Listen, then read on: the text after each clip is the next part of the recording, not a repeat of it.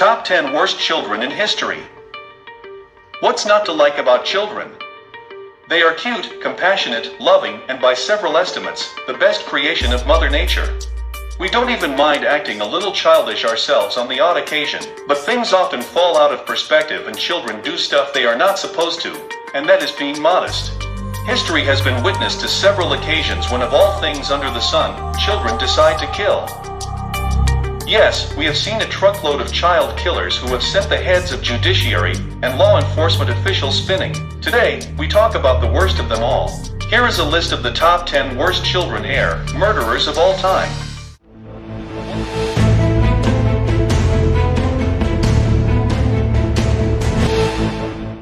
1. Brian Freeman and David Freeman. In the Salisbury Township home, where Brian Freeman and David Freeman lived, their parents and younger brother were found dead, their bodies bruised with brutal torture. Neighborhood people were at once in suspicion about the lads. They had been tormenting the neighborhood and family for several weeks until then.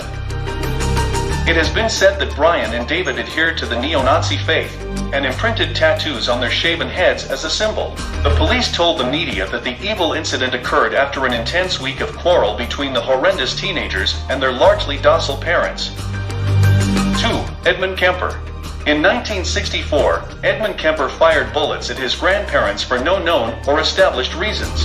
What surprised the police even more was a later confession from Edmund, where he agreed to the fact that he had actually been planning the murders for a long time. However, Edmund was absolutely free from regret while making the confession. Post his detention by the California Youth Authority, Edmund was subjected to a number of tests. Despite strong opposition from his doctors, the Youth Authority took Edmund back to his home. Over the next 5 years, he added another 8 murders to his list of crimes. 3. Joshua Phillips. The 1998 incident involving Joshua Phillips and his 8-year-old neighbor, Maddie, shook people's belief in the innocence of childhood. Joshua literally bludgeoned the kid to death. After that, he slid the body below his bed. The body was retrieved only a week later when the boy's mother smelled something fishy below the bed. Official records suggest that Joshua had hit the child accidentally in the eye. He dragged her into the house and stabbed her several times with a knife to stop her screams. His conviction statement read, "First-degree murder." 4. Willie Bosket. Willie Bosket's case was a significant blow to the concurrent law structure in New York City. Bosket is often referred to as one of the worst children in history. On March 19, 1978, Willie murdered Noel Perez in the New York subway. Willie was 16 then. He was tried in adult court after 15 long years. Before that, Bosket served a 5-year sentence, which was the highest punishment for a minor. Thankfully, after the incident of Willie Bosket, laws in New York were revised and murderers aged 13 and above could be tried in adult courts. 5. Lori Tackett. Love has destroyed the lives of many. Few testify it better than Lori Tackett from Madison, Indiana. In fact, she was in such deep love with 12-year-old Chanda Scherer that an alleged love triangle led to a fatal conflict. The convict later confessed to the crime she had committed. She also divulged details of the incident. These included multiple attempts of slashing, stabbing, and burning the victim. Lori Tackett was helped by 3 other perpetrators aged between 15 and 17. 6. Brenda and Spencer.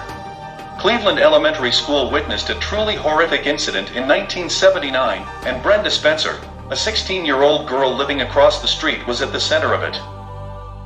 Spencer opened fire on the students of the school and a police officer with a firearm that she had procured from her father, eventually injuring 8 of the kids along with the officer. Sadly, she ended up killing the warden and school principal Burton Ragg. Brenda was an emotionally imbalanced child, which became apparent when she remained nonchalant about the horrific outcomes of her actions. The most spine-chilling fact is this. When the jury asked her the reason for becoming so violent, she said she just doesn't like Mondays, and it was fun killing people. 7. John Venables and Robert Thompson. John and Robert were just regular neighborhood kids in Merseyside, England. They had this habit of stealing from local shops and stores, which was not very unusual for children their age. However, one fine day, the duo decided to break loose from the monotony of stealing toys, pick endings, candies, and batteries. Instead, they stole baby James Patrick Bulger and murdered him. The baby was tormented and tortured by the 10-year-olds, their statements to the police revealed later. 8. Jesse Pomeroy. Jesse Pomeroy's story takes us back to 1874, when the child Pomeroy was convicted of murdering several young boys and girls. Infamously nicknamed the Boston Boyfriend by the locals, this young boy was convicted of sexually assaulting 7 boys before murdering them. Jesse also mutilated and murdered a 10-year-old girl, and one of his victims, Horace Mullen, was just 4 years old. Pomeroy was sent behind bars, and he did his time for no less than 40 years. Had he not been captured and jailed, Pomeroy could have killed several other young children. How would anyone explain the insane acts of young Pomeroy? 9. Mary Bell. Mary Bell had a special way of killing people. She etched the letter N on the stomach of her second target, a boy named Brian Howe, and she changed it to the letter M with a razor afterward. Quite cinematic that her killing style was. Mary and Normal Bell, the two sisters, were quite the partners in crime. Mary first killed a child named Martin Brown in May 1968. Then, she was pursued by the police and finally captured after her second murder in July. Police revealed that Mary cut off the genitals of the boy before murdering him. Both the sisters were convicted of homicide. A quote attributed to an anonymous investigator goes, "Miss Bell had horror eyes." 10. Mitchell Johnson and Andrew Golden. School shootings have unfortunately been common over the years. Psychologists and Homeland Security officials are trying their best to find the reasons behind these mindless acts of violence and curtail these incidents. To some extent, they have been successful too. But even then, school shooting incidents make it to the headlines quite often. Mitchell Johnson and Andrew Golden of Westside School of Craighead County, Arkansas, were probably the earliest offenders in this regard. In 1998, these two boys fired at the kids playing on Westside Middle School playground, killing a total of 15 innocent kids. It seems we have not yet found the answer to why kids of their age take recourse to such cold-blooded violence. That brings us to the end of our list of the top 10 worst children of all time. Which one of these little stains on humanity do you think was the absolute worst? Let us know in the comments below. Give us a thumbs up on this video so we know you hated what you saw.